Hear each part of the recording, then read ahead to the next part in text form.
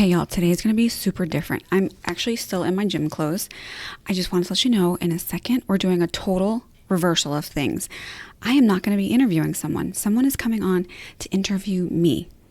And so I'm going to go change my clothes real quick and get my hair right and then come back. And it's going to be very different than we're used to having on this show, a different angle. So stay tuned, okay? Hello, amazing listeners. Welcome to another episode of the Boob Business Podcast, the unscripted show where we unveil, demystify some of the confusing parts of birth, breastfeeding, and infant care during the first year of life while having a little fun. I'm your host, Naiomi Catron, registered nurse and board-certified lactation consultant. Our mission here is simple: to foster collaboration in maternal child health and empower both families and businesses alike. We're all about creating a community where everyone feels supported and informed. In each episode, we dive deep into engaging discussions that span the entire spectrum of birth through the first year. From newborn feeding, because let's face it, it's something we all have got questions about, to tackling issues like tongue ties, the mysteries of pacifiers, mental health, body work, and just so much more. So whether you're a new parent navigating the incredible journey of early parenthood or a seasoned professional in the birth business, this podcast is your go-to source for laughter, knowledge, and some great insights. So we're here to make learning about boob business not just informative, but enjoyable. So join us for conversations that not only spark your curiosity, but also bring a smile to your face. So remember, every episode is a chance to connect, learn, and share. So hit the subscribe button and let's embark on this exciting journey together.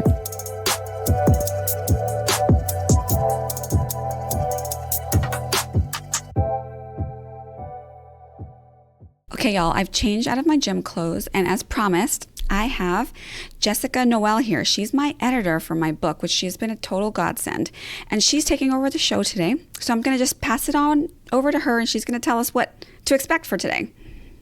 Well, first, thank you, Naiomi. I appreciate you even thinking of me as the person who gets the honor of interviewing you about your forthcoming book.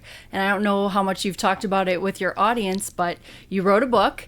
And I know for me, I was just sitting there as I was going through this writing and publishing process with you. I was just sitting there going, where was this when I was pregnant and then breastfeeding my daughter?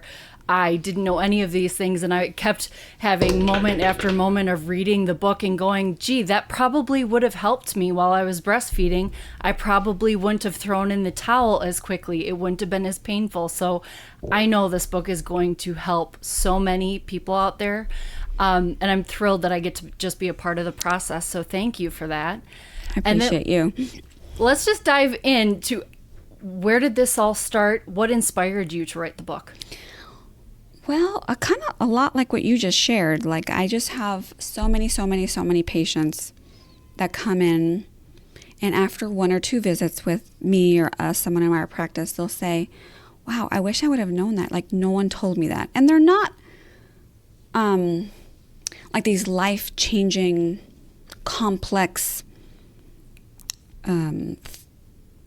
thoughts or interventions that I'm sharing. There are some more basic things that are not ordinarily shared. Like, for example, like, oh, if your baby's born at 37 weeks, they may not have the endurance or the stamina to like exclusively breastfeed in the first few weeks. Like, I wish someone would have told me that, so I wasn't fighting with my baby, trying to keep them awake, wondering why they're still jaundiced, kind of a thing. So just, there's so many things over the years that people are like, man, I wish I would have known that. Man, I wish I would have known that. And they feel sad about it. Like, they feel like they're a failure, like they did something wrong, that they didn't know that. And I just don't think that's true. I don't think there's like one good source with like all the, or lots of the insider secrets. I can't tell you that I've captured all of them.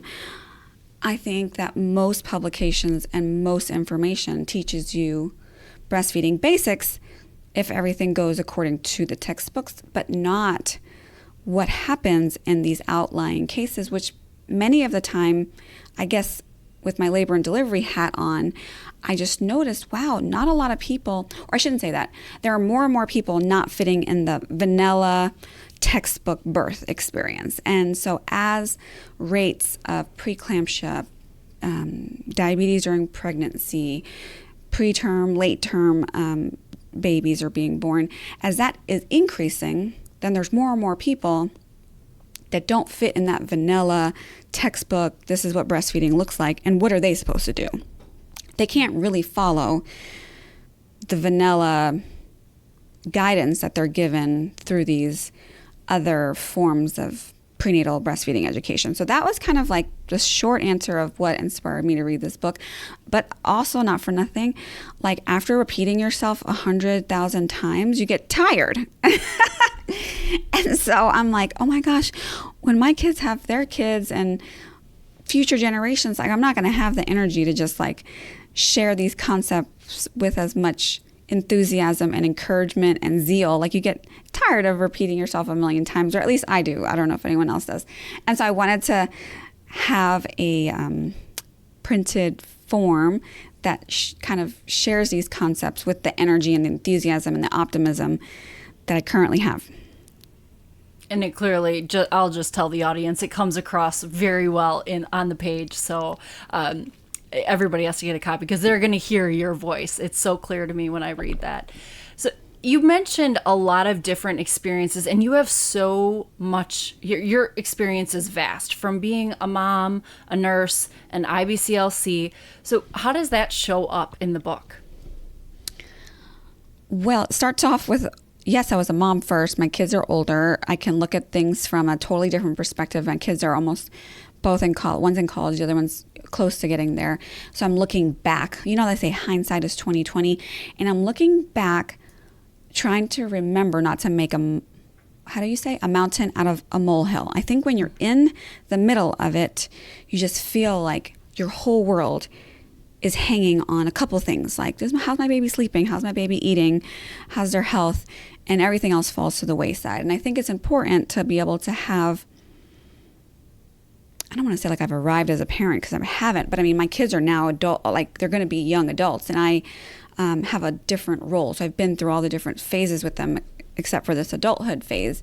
And so that's one perspective to bring, to make sure that we're not becoming hyper focused and vigilant and like making a mountain out of a molehill with some of the things I would have done if I was writing this book, a year into breastfeeding or a year into even being a lactation consultant. And so then my experience goes on into being a nurse, a labor and delivery nurse, and I worked at a very high acuity, high volume hospital, and then I worked at a more lower volume, lower acuity, like a lot of well people having babies without complications. And that's where I really saw breastfeeding happening at the bedside with really great support and care. But even in that perfect situation, they go home and they get a whole different baby when they get home. Your baby's really sleepy when they're first born, and you're in the hospital for 1 to 2 days, maybe 3 at the most, and your baby is still straight up asleep and not really doing too much of anything. And it's really during those first week and second week where things can teeter on, like take a nosedive, or it can really, kind of go back and forth, a little bipolar. It can feel like a game of whack-a-mole, and that's when like getting really good support and continuing with that for the first month or two can be the make or break for long-term breastfeeding, to meet your goals and to have that success, whatever you identify as or say is, your goals are. And so the experience is just like what happens in real life as a mom, right? What happens at night, like people say, breastfeed your baby around the clock, just offer them the breast, and breast is the best thing, and blah, blah, blah. But people don't realize when you're in that situation how isolating it can be, how tiring it can be, how easy it is to slip into very black and white thinking and success or failure. It's just a lot of it could be a huge mental game. So that's from the mom perspective. From the labor and delivery nurse perspective, people don't realize how much change your body goes through. Sometimes people don't even realize the bleeding that they're having is excessive, and that is what's causing the low milk supply, because perhaps they have retained placenta. So those are things that have come out in my lactation consultations too. It might seem like a weird question to ask about the bleeding, but I'm looking at bleeding, I'm looking at swelling of the feet, I'm asking about headaches. Those are all very nurse and nerdy things, but they have to do with how well is this person recovering from their birth, and are they showing some of those complication signs. And the same thing with the baby. We're looking at babies.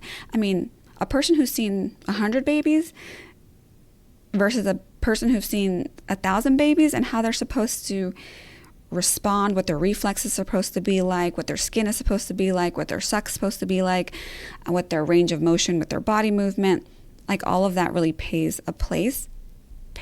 I said that backward. It all, it pays as part of the intervention. So, and there's a place to make that part of the equation. And so that's a little bit of how my nursing experience plays in. But at the end of the day, what people may not realize is there's very few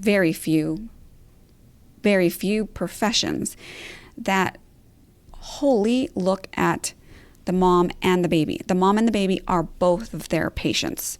So me as a labor and delivery nurse, the mom who's laboring is my patient, and the baby inside her tummy is my patient. And I have monitors on the mom's tummy so I can hear the baby, and I can tell if they're distressed based on their heart rate. Outside the womb, as a lactation consultant, the mom and the baby are still my patient, and I can tell how the both of them are doing and make a plan with both of their input based on, baby can't talk to me, but they can tell me, like, how are they doing at the breast? Are they getting fatigue? Are they gaining weight well? Are they agreeable? Are they not agreeable? Are they really gassy? Are they really fussy? What their temperament is like? And then I can talk with the mom and her partner and make a plan for them. So there's very few providers that will take on the mom and the baby, or the parent and the baby, as their patient, and have a whole. When I say holy, it's not holy like religious holy, but holy as an inclusive to both patients. And I am accountable to both patients. Their success, both of their success, I am accountable to, and that is my goal. So that's a little bit of how those three areas of my life play into how I care for patients and my perspective. Well, and being on the patient side of this, I can't imagine a different way. I know that it is a different way but I just, especially when things don't go as planned, or when you really have struggles, particularly with breastfeeding, I can't imagine taking a separate approach where mom and baby are not considered as that holistic approach you're talking about. When you're really trying to solve struggles, I can't imagine taking any other approach, which is why, again, you're so valuable and wonderful, and I'm so thrilled that you put out this book, because not everybody is going to be able to come down to Austin, Texas to see you, and this is so important. So let's talk a little bit about the title. Why did you call the book Milked: Finding Your Flow in the First Weeks of Breastfeeding? Well, that's a little bit of my personality. I am very direct, and I can't have a long book title that I'm going to have to remember, first of all. And I just needed to pack a little punch and speak, I needed to pique your interest. But the subtitle is what I love: Finding Your Flow in the First Weeks of Breastfeeding. Because what people don't realize is you cannot have your baby and then struggle for the first 2 or 3 weeks, and then keep your fingers crossed and hope that it's all going to work out. That's generally not a very good approach. I'm trying to think of an example of how to compare it to, but I mean, I can't think of one off the top of my head, but the first 2 weeks are what I explain in the book to be more like, think of it if you had one of those, is it called the Nest? What are those thermostats called in your house that are electronic? I have one in my phone, whatever it's called. Those are the kinds of, it's called, I have it here on my phone. Nest, that's what I have in my house. So it's you set your thermostat. Now with the thermostat though, pretend like it's the thermostat at the office where there's a lockbox on it, a clear box, and a key, so people can't mess with it, right? So that's what I want people to think about when it comes to their breastfeeding journey in these first few weeks. I want you to think of it as a thermostat at work that's locked in a clear box. So you have maybe 1 or 2 opportunities to set that thermostat. And that's going to be like within the first 72 hours after birth, and then within the first 2 weeks of birth. And what I mean by that is, let's say you have a baby, you have complications, or you're just sleepy, and you're like, I'm not going to put the baby to the breast. The baby can go to the nursery, it can have bottles, and then like once I feel rested, maybe by day 2 or 3, I will start attempting to breastfeed and pump and hand express and all that. You've missed the first opportunity to set your thermostat. So if you are a cold-natured person and you want the thermostat in your office to be, 74 degrees as opposed to 68 degrees, well, you missed that opportunity to get your hands on that thermostat and crank it up to, hopefully as close as you can to 75 as possible.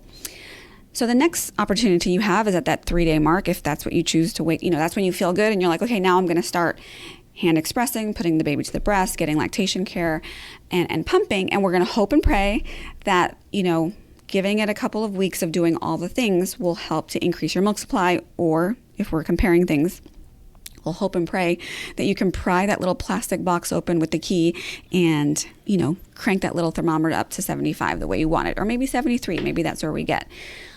I don't really think that most people realize that. And so the title of the book, the subtitle, Finding Your Flow in the First Weeks of Breastfeeding, that to me is like the most important part. I feel like that is the whole essence of early intervention. So waiting till 2, 3, 4 weeks later to get help and figure things out is missing. It's like asking yourself to do more work. It's like you're just going to have to work so much harder to get things going than if we can work with you and if you can know some of these insider tips early on. And a lot of things you can do on your own without a professional help, but you just need to even know. You don't know what you don't know. So that's why it's so imperative to really do the research beforehand and get like all the tools in place and the knowledge in those first few weeks. So that's kind of a long answer to why the book is titled the way that it is. But Milked in itself is just like, we're talking about milk. This is what it's about. I want people to understand that this book is not just about breastfeeding. If you choose to bottle feed and formula feed, there is information in there for you too. That is less time sensitive though. So the breastfeeding part and getting your human milk to your baby is very time sensitive. If you choose to breastfeed or pump or a combination of both, that's fine. It's all taken care of. Like that's we can handle all that. But getting the milk to flow at the volume that you and your baby needs is very, very important to get right in the first few weeks. What makes the book different from all those other breastfeeding guides out there? Well, it has my little sass in it a little. And I feel like it's really easy to read. Like the language is just real life stuff. Like there's a lot of real life examples. I will tell you that I have a lot of breastfeeding books. And I think, like I said in the beginning, they cover a lot of, they're great. Like, so let's just put it out there. There's a lot of great breastfeeding books. I don't know how many of them are, I feel like breastfeeding is very binary. You get some people who are like 100% breast milk solves all the world's problems. You must 100% breastfeed. Breastfeed your baby 25 times a day.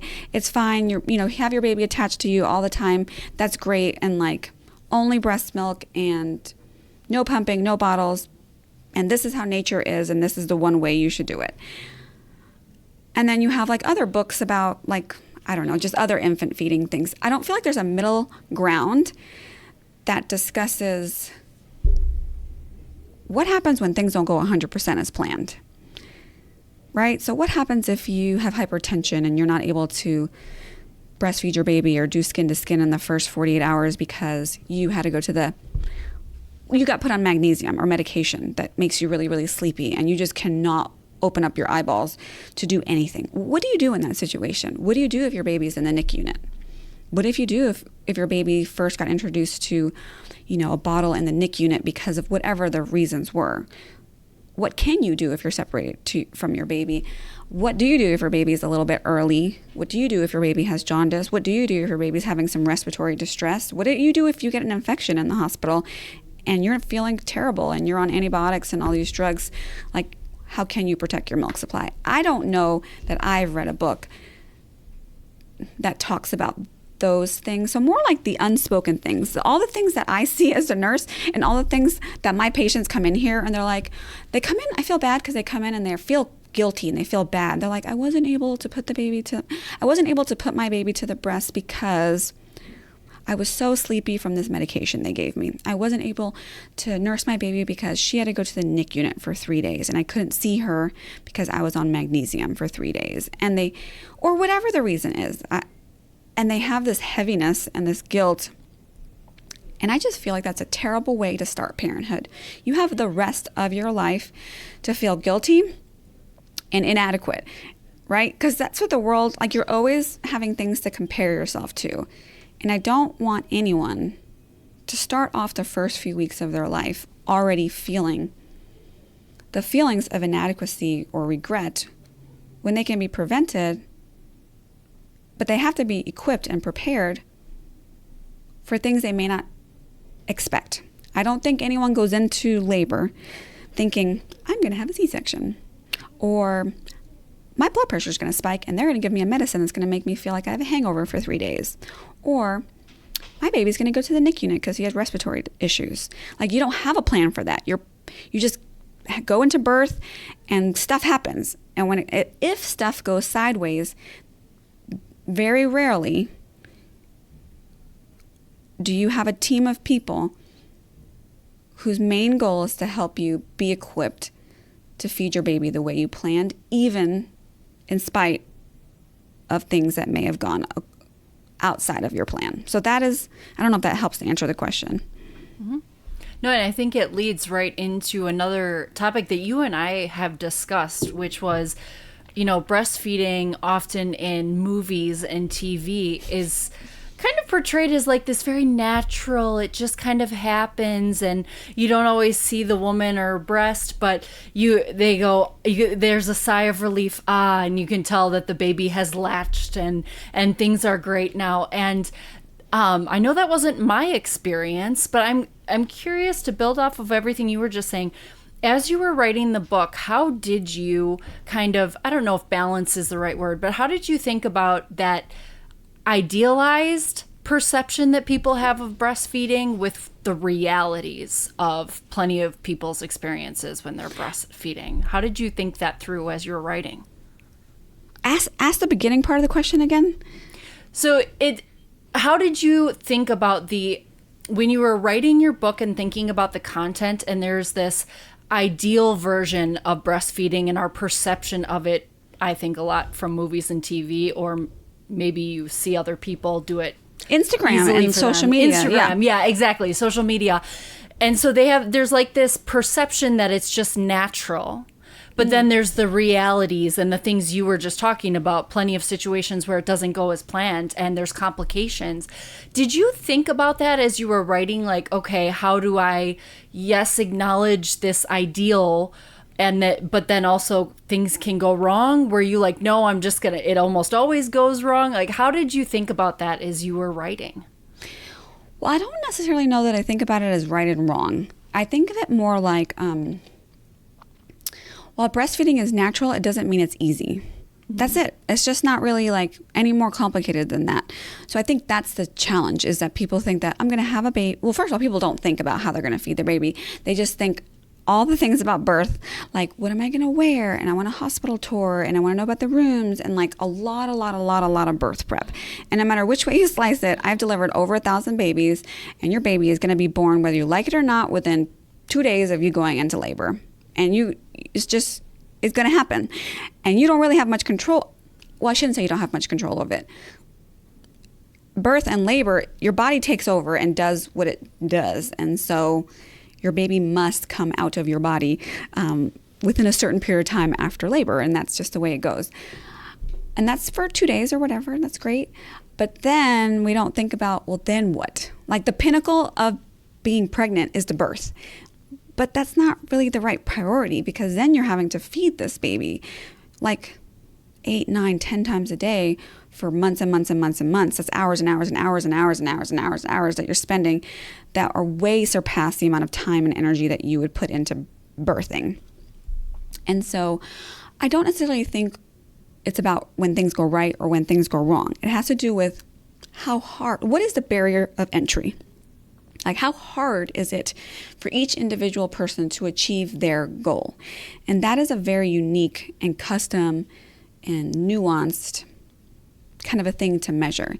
And so what people should know is that breastfeeding is very, very natural, but nowhere ever has anyone said breastfeeding was easy, unless they have some people after birth have what do you call that when their memory lapses? Like, you don't remember how difficult things were. Like a little bit of amnesia.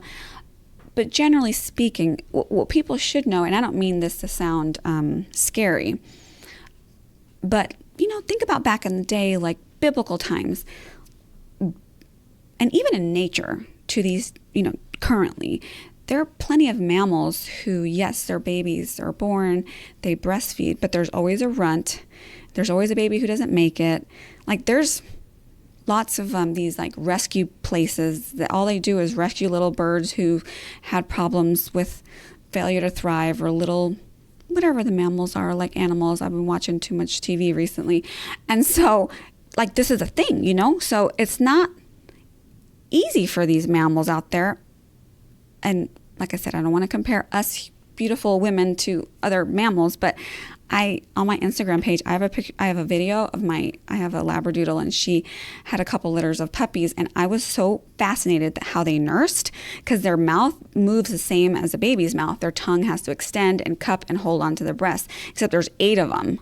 And my dog's nipples were tore up, and then there was a runt, and there were some issues, but the dog breeder was a little lactation consultant. She was like a doula. She knew everything. She had little feeding syringes. She had nipple cream for my dog, because I didn't do that. I didn't do that in my house. She went to the breeder's house, and she has nipple cream, and she had all these things. So she had some help, because she didn't want these puppies to be skinny and stuff. She wanted to sell them and them to be, vibrant little puppies. Now, in our mom situation, what we sometimes think is this is natural. People, things in nature do this, mammals do this.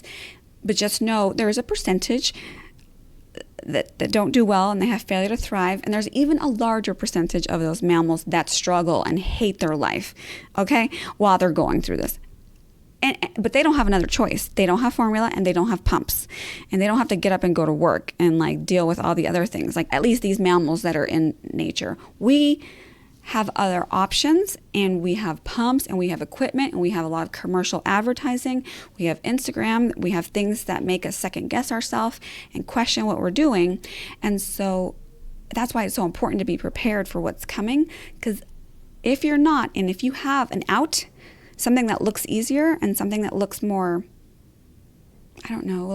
beneficial, even if it's not true, and if it's not 100% accurate, the way it's portrayed might make you want to give up a little earlier, or change your plan, or alter your goals, as opposed to having someone who's there right beside you, coaching you along, giving you all these insider tips.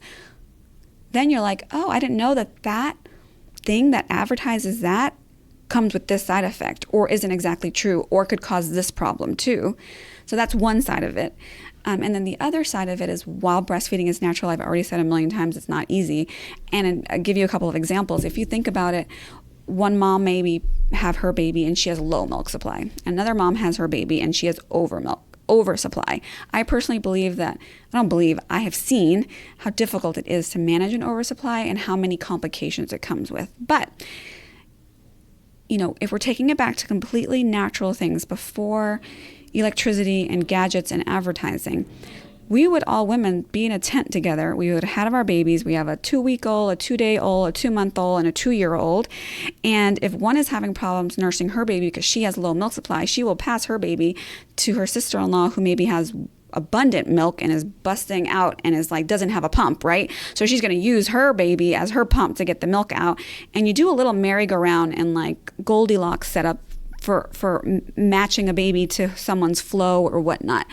And same thing with tongue ties. Babies who are tongue ties in the old days, people always ask me, well, how did they survive? Are we noticing more tongue ties now? Well, if your baby was tongue tied, all he had to do was latch to a mom that just squirts out tons of milk, and it would be fine. It might hurt her, but at least you're kind of sharing the burden amongst your tent, and not one person's nursing that baby 10 times a day. You're kind of taking turns so no one gets too hurt. Those are things we don't do today. And so it's something to put into perspective that nursing today can be just as successful as it was, back in the biblical days, if we had no other options. But because there are lots of options, people should be educated and not just expect that they can wing it. Because being natural doesn't mean it's easy, and it doesn't mean you should just wing it. So I'm not sure if that was too much or if it answered your question or more than that. No, it's great. And I think it leads nicely into another question I had, because almost like the problem of an overabundance of breast milk, there seems to be an overabundance of, let's call it, information online, social media about breastfeeding. And not all of it, I'm not going to guess percentages wise, but plenty of it isn't accurate and often not helpful. And like you mentioned before, can make people feel really inadequate and have the wrong expectations and all that. How does milk cut through that noise and provide reliable, evidence-based advice? Well, there's a lot of citations. I didn't just make stuff up. So there's a lot of references, right? That's the first part. And a lot of this is not just based on my experience as a lactation consultant. I mean, we have a pretty busy practice. We see lots and lots and lots and lots of patients. We follow up with them. I think that's really important too. It's like seeing a person one time, giving them advice. You don't really know what happens, right? But you need to know how these babies are doing at 6 months old, at 1 year old. How are things going? How are they doing 3 months later? You're following up with them. But this book there's certain things, for example, because there's so much information out there, how many of us trust when you go to the grocery store? How many of us, some of us, if you would have asked me 10 or 20 years ago, I would probably be like, yeah, I do this.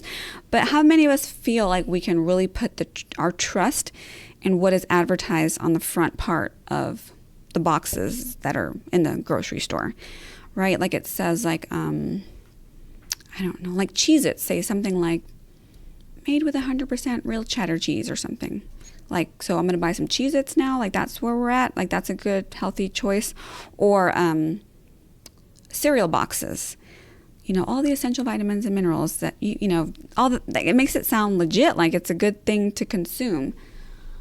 I think that is the challenge, is that breastfeeding either, in history, it's either been viewed as something inferior that poor people do because they can't afford formula,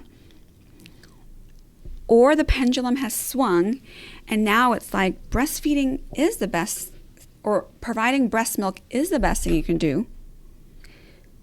However, companies have trying to figure out how to monetize that. And then they come up with all these gadgets and things and crackers and lactation cookies and random gadgets that then, unfortunately, can sometimes make a person feel like, oh, I need this thing to be enough, or to make it enough, or to it makes things more complex than it needs to be. So a question I get often, every single time I teach a prenatal class is, what's the best way to maximize my milk supply, or to build up a good stash, or to make sure I have enough milk? And the first thing I say is, please don't spend your money on lactation cookies or teas or any random stuff like that. The best way to increase milk supply is frequent and effective milk removals by, who removes the milk, I don't care, and how they do it, I don't care. It could be hand expression, it could be a pump, it could be a baby, but frequent and effective milk removals and skin to skin are the best ways to increase milk production. How many gadgets and things out there promise to help someone increase their milk supply? And that just muddies the water. And so I think when we as parents, when we put our trust in commercial capitalist things as opposed to a professional human with experience and a medical background, you right then and there are maybe doing a little disservice to yourself. And so that this book is really not about buying gadgets. It's actually, there's a section on gadgets that you actually may need and things you should probably like not waste your time on. And so this book, I think it's called Baby Gear That Actually Matters, like in chapter 5. This book is really like, how can we take it back to just me and my baby and us doing things just us to get things started on a good foot without cluttering and muddying the water with all these extra things that people think they need and just advertising and misinformation. So there's a lot of that. There's a lot of information, and what happens is sometimes that information over here might be really good information, but not good for you, because that's not your problem. You need something that's way over here. And so it's like a puzzle. Finding the pieces that actually fit into your puzzle is what you need a human person to help you with many times, not just grabbing all the random things that may accidentally shoot yourself in the foot. So not sure if that answers it completely.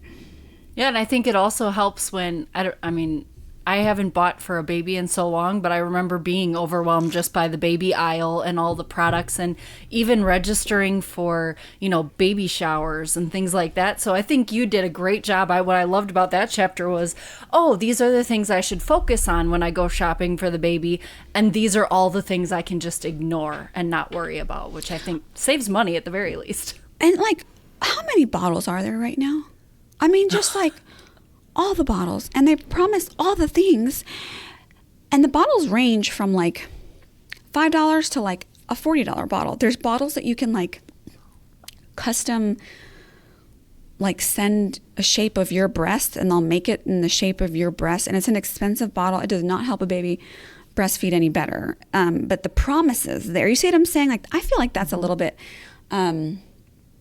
what's the word? Like predatory type. There's some predatory marketing, because this is a very vulnerable time. You need to figure out how to feed your baby, and it's a very desperate time, and you will spend whatever money it takes on your precious baby.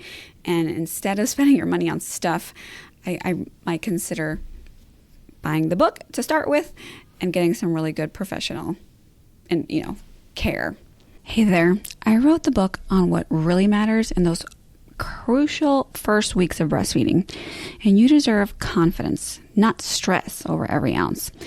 This book, called Milked, Finding Your Flow in the First Weeks of Breastfeeding, delivers insider wisdom and judgment-free guidance that empowers you through those crucial first 2 weeks, from latching techniques to milk supply, from navigating engorgement to understanding tongue ties, all shared in the voice of your most knowledgeable friend who's been there before.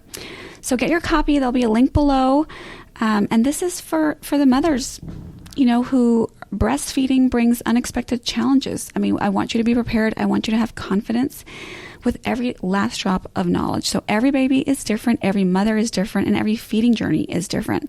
So grab your copy of this book, Milked, Finding Your Flow in the First Few Weeks of Breastfeeding, and be confident and prepared.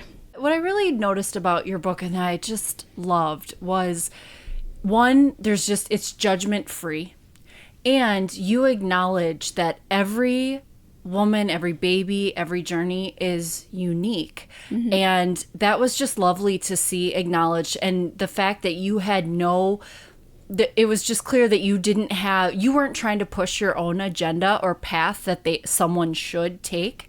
But I also thought the flip side, as myself being a writer and an editor, was, so in your mind, who were you writing the book for?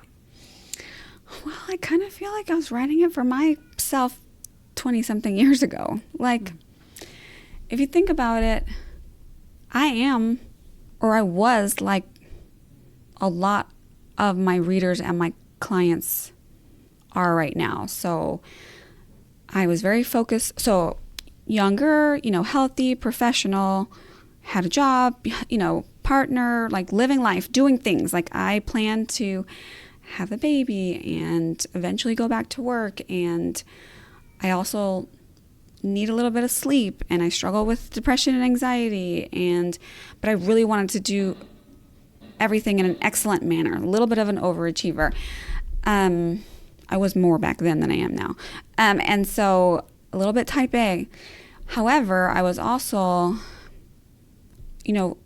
I'm not first generation American, but I am the first one in my family to breastfeed. So a lot of my patients will say, like, no one in my family breastfeed, but it's really important to me. I've learned too much about it. This is what I want to do, but I don't know how to make it work. And I can't talk to my mom or my aunt or my cousins about it. They're all kind of like, what's wrong with formula? Just give formula or give a bottle. And while I don't shame formula or anything like that, I have a whole chapter on it. My experience was like, why is this so hard for me? It shouldn't be this hard. And why is it so hard to get good advice?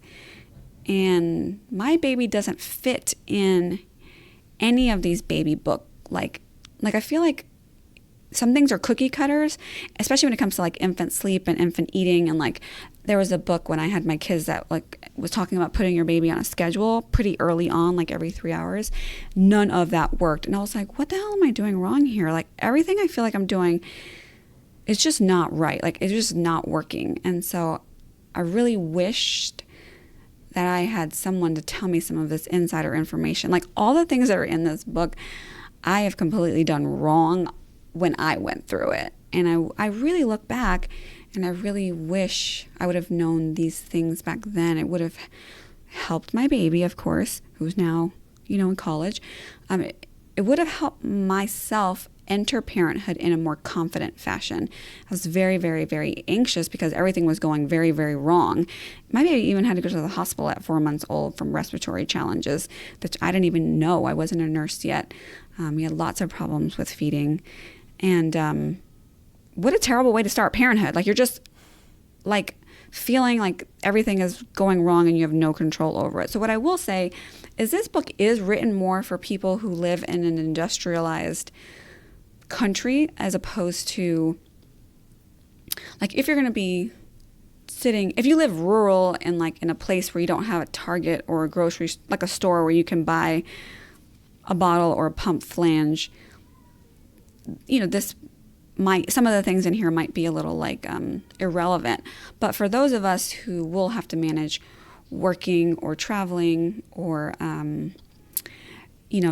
maybe want to get some sleep at night and maybe want to kind of have a little bit of a balance between breastfeeding and having your partner help sometimes too, or having options if you're going to have a baby, in a hospital as opposed to having a baby. Like my husband was born at home, like in the Philippines, So yeah, this book is written for people. Like I wish I could have written this book for myself 20 years ago. And I have kids now that are going to have their own babies, and I want their future wives to have a resource that I did not have, because you sure as hell don't want your mother-in-law all up in your business telling you all the things. So they can just have a book and they can take what they want from it and leave what they don't want. I love that. I love that you're passing it down to them. That's great. I was going to ask you, one of the structures in the book is this, I wish I had known this approach, and you're sharing so many of those stories. And I was going to ask you if, for one of yours, but you just shared one. So I was going to ask then, I guess, permission to share the most mind-blowing, I wish I had known this moment in your book for me as I was reading. Yeah, please. When I got to the part, I was struggling. I shared with you that I was struggling with feeding my daughter and latching and milk supply and all the things. And so I went one appointment only at the hospital, and I believe it was a lactation specialist, but I could be wrong. But I remember I was reading your book and you said that a nipple shield is, okay for temporary kind of use, but it should not be a long-term solution. And I remember it's almost like too little too late, but now I can pass that information on to people that I know, because I went in and they just gave me a nipple shield, washed their hands of it and said, okay, there you go. It's working now. And looking back and after having read your book, I'm sitting there going, it did solve the problem in the short term, but I wonder if long term, all the things you lay out in the book might be why I ended up throwing the towel in, because it wasn't a long-term solution.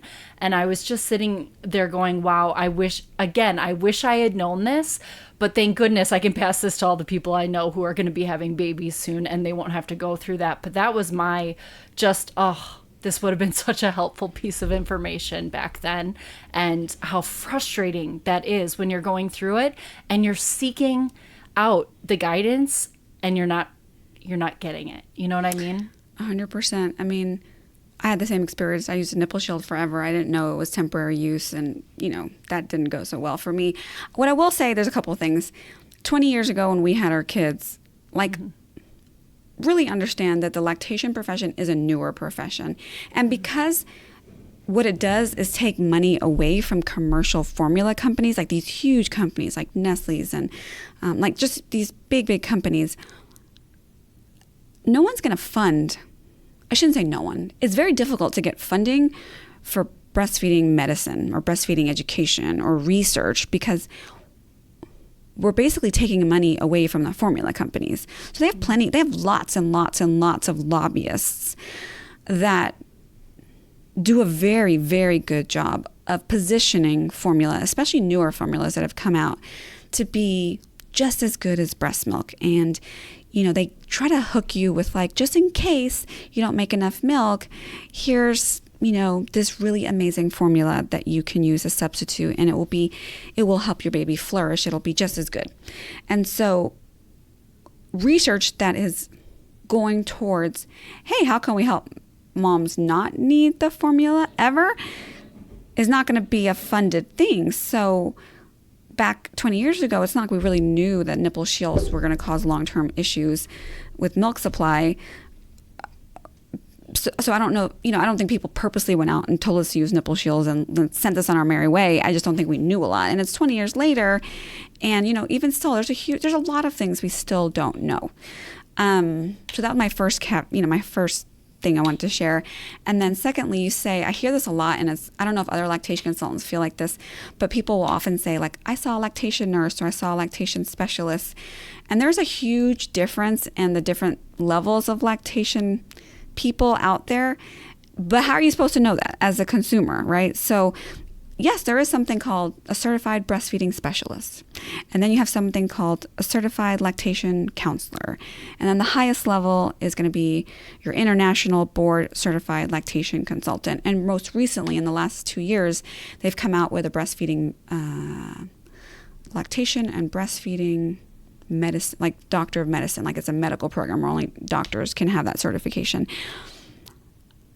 But if you don't know that, and you're going to let's say, I don't know, just a person who's taken a weekend course and has gotten herself a little weekend certification, certified breastfeeding specialist, those people are made more for when things are going really good and you just have a couple of wellness questions. They're not people that are trained to handle problems, especially not hands-on problem. They don't usually have a medical background. The IBCLC, or the International Board Certified Lactation Consultants, have lots of medical education and nutrition education and hands-on specific lactation training. And they're the ones who are actually qualified to handle breastfeeding problems, as opposed to someone like a CLC, a certified lactation counselor. They are a great person to get counseling from. So maybe not necessarily even hands-on help, but counseling on how to maybe overcome how much to feed your baby, how often to feed your baby, more counseling, education counseling, as opposed to fixing problems. So maybe you and I went to people who weren't fully board certified, or maybe the research wasn't there, because it's like an afterthought. The field of lactation is an afterthought, and we've had some amazing pioneers that have really tried to bring it to the forefront. But at the end of the day, in America, it's about the money, and there is not much money in lactation. There's a lot of money in formula. Oh, that's such a nice segue into my next question was... We haven't even rehearsed this. I don't even know what your questions are. Oh, we haven't. That's true. But you are just setting me up, and then I'm setting you up. So it's going well, I think. I love it. Our relationship is blossoming. It is. So with all of that, the reality is, especially in America, what kind of change do you hope that this book is going to create in the lives of families? Oh, that's a good question. Well, truthfully, and I hope that, publishing books are not cheap, right? So there's a lot of capital and money I've had to put in myself to make this first iteration of the book come out. But I really, really, really do hope that one day I can have it translated into Spanish and other languages, and have an audio version, because I do believe there is a huge health equity part. There's inequities in healthcare and access to healthcare. So right now, this book is written in English, and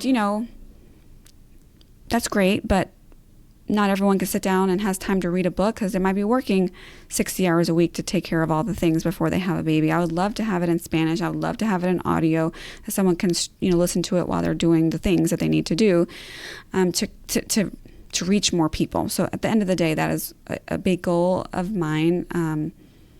But I don't want to go broke in the process of doing that. But but I do know that it would be really helpful, because there are a lot of people who, you don't know what you don't know.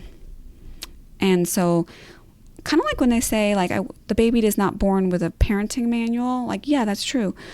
But can we have it born with a breastfeeding manual? Like, let's try that. Like, and it's not a breastfeeding manual for every obstacle every person is going to have, because that really requires nuanced, specialized care. I feel like giving really good lactation care, and you can talk to any of my patients,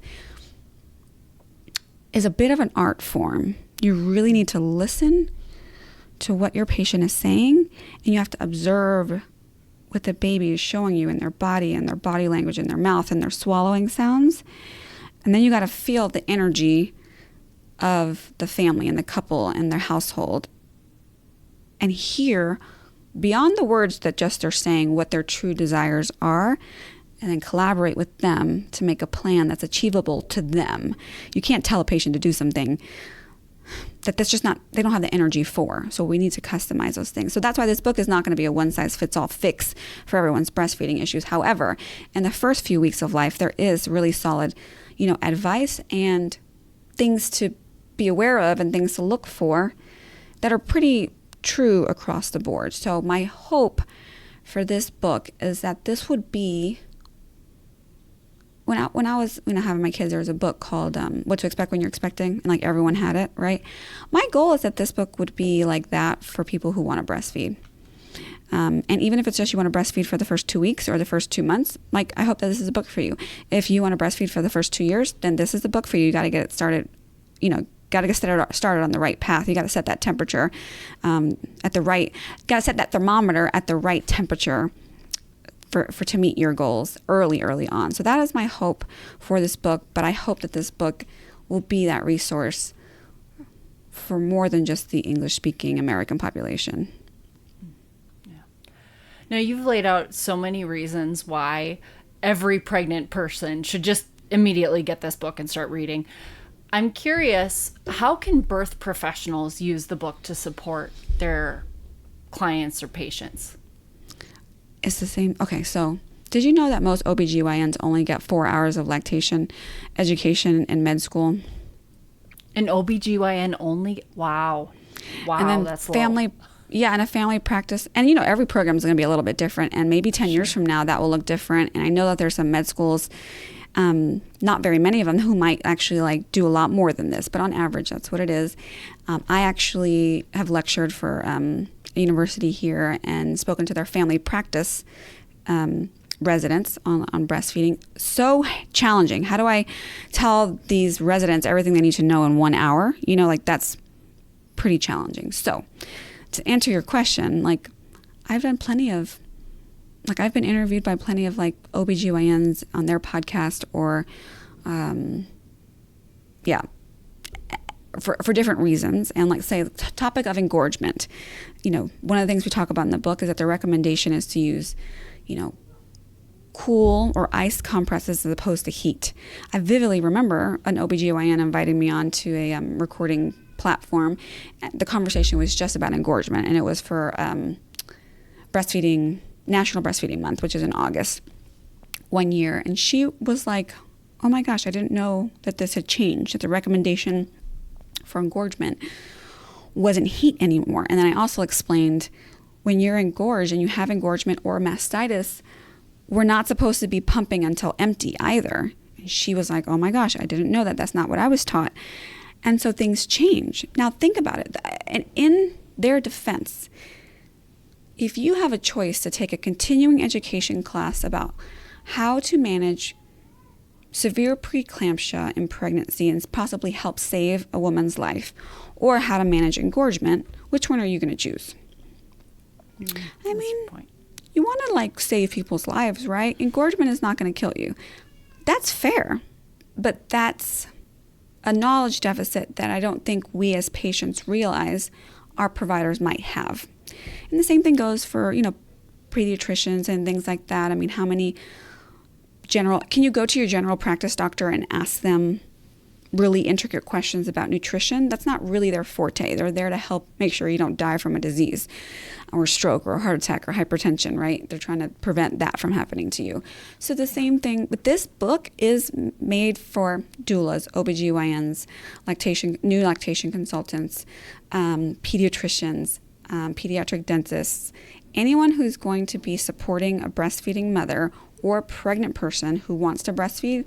This book is for you. You will have so many aha moments because these are not things that you're going to learn in your normal breastfeeding education classes, because in breastfeeding education classes, they tell you all the vanilla things, what to expect, when to latch, wait for the baby to have an open wide latch and then gently, like, what if the baby doesn't open their mouth, or what if the baby's too sleepy? So this fills the holes. If it's Swiss cheese, this is going to fill those little holes in that Swiss cheese. How can people help you get spread the word about the book or get involved with this? I think it's a breastfeeding movement, so I'm just going to declare it that Milked is going to become a breastfeeding movement. How can people get involved? I don't know. I need to talk to my PR person. We'll have to figure that out. But I would imagine, Breastfeeding Awareness Month is in August. This book is going to be coming out early summer, so in June. So I would say, sharing about the book on their social medias, on their LinkedIn profiles, at their hospitals, with their doulas, with their OBGYNs, at their prenatal classes. I think moms are the most powerful humans on this planet. And when moms share things on Reddit, on Facebook pages, when they share things with their community, and one mom tells another mom tells another mom, if there's some podcasts that you think you guys listen to and that you would want your friends who listen to that podcast to learn about, like having me on there, us talking about this book on those mediums would be really, really helpful, because this is the thing people need to realize. We're very concerned right now with our food supply, right? We want to buy organic and we want to do all natural and it has to be clean foods, and we're looking at labels. That's great. You have a 2-year-old who's eating solid foods, that's fantastic. But what about their first food? Like, this is a first foods health equity initiative. And this is the first food your baby is going to get. This is what develops their microbiome. Their little intestine tract is pure and sterile when they're first born, and we need to make sure the proper bacteria inoculates the baby's intestinal system and their gastrointestinal system, because that helps to combat things like food allergies and diabetes and asthma and all sorts of things. I know when I first when I was a nurse, a labor nurse, I was like, I feel like they drank too much breastfeeding Kool-Aid. Like, I can't possibly be in charge of all of those parts of your health. But since I've actually learned more about down to the molecular level of what is in breast milk and how it even has parts of breast milk composition that have macrophages or cancer-eating cells in breast milk, I've learned how important it is to lay that first food foundation for babies. Now, that is the mother's choice as to how long they want to offer breast milk or their human milk to their babies, but they should have access to that information, as opposed to right now, the climate is that breastfeeding in this country, in America, and many other industrialized countries, is that breastfeeding is a privilege. It is not a right. Many people do not have the privilege to afford a lactation consultant. If you have an HMO insurance and if you have Medicaid, there's very few IBCLCs that are accessible to you, because they're not covered under many Medicaid plans and many HMO plans. So there's that. Also, you may not have the luxury of staying home with your baby for 6 months or a year. You're not getting paid. How are you supposed to do that? Right? And then if you're on government assistance, you know what they give you? They don't pay for lactation consultations, but you know what they do pay for? Formula. And what if you have a job like in a restaurant and you can't like go into your office and close the door and pump? And I know the government says that you have these rights. You can have those rights, but what if your boss wants to let you go because you're a nuisance to him because you have to take pumping breaks? So what will you do? Instead of taking pumping breaks, you're just going to like work and just your milk supply dries up a little and then you have to revert to formula. Those are not things that you did because you're a bad mom. Those are things that are systemically wrong because currently breastfeeding is a privilege in this country, not a right. So while this book is not going to be the thing that revolutionizes that, this is going to be the first little seed. I don't want to say first, there are probably plenty of other, resources out there, but this will be part of the first food revolution, meaning, one of the tools in your tool belt that people can have access to help them make informed decisions. And if you want any information about Naiomi speaking, whether it's on your podcast, for your organization, at your university, heck, if you have a pregnant women's book club and you'd like Naiomi to speak, or you'd like to hear about bulk orders or how to be involved with the Milked book, go to milkedbook.com, MILKD book, BOOK.com, and it has all the information you need to join Naiomi in this mission that she has and get the really important information about breastfeeding to the women and families who really, really need it before they're sitting up at 2 a.m. and they're extremely exhausted and they don't know what to do and they need this information. So that's, again, Milked, MILKD, book, BOOK.com. All the information you need is there. Naiomi, thank you so much for letting me interview. This was so fun. Thank you for taking over the show and asking all those good questions. I hope that they were easy to understand. Of course they were. They were. Cool. And good luck on your book launch. I appreciate you so much. I can't wait for the book launch. It'll be here for people to purchase in June 2025. Thanks for listening. To learn more about newborn feeding and get your free swipe file, visit milkdiva.com/newborn feeding. And if you've ever said, wow, I wish I would have known that while you're listening to this podcast, then help a friend out and share this podcast with them. You can also help us by leaving us a rating so more people can benefit from finding this podcast. Medical disclaimer. Please know that all opinions expressed on this podcast are solely my own and not intended to substitute the advice of a medical provider. I am not a medical doctor, and all information shared is intended for your general knowledge and is geared towards full-term, healthy singleton infants and healthy, low-risk pregnant or postpartum women.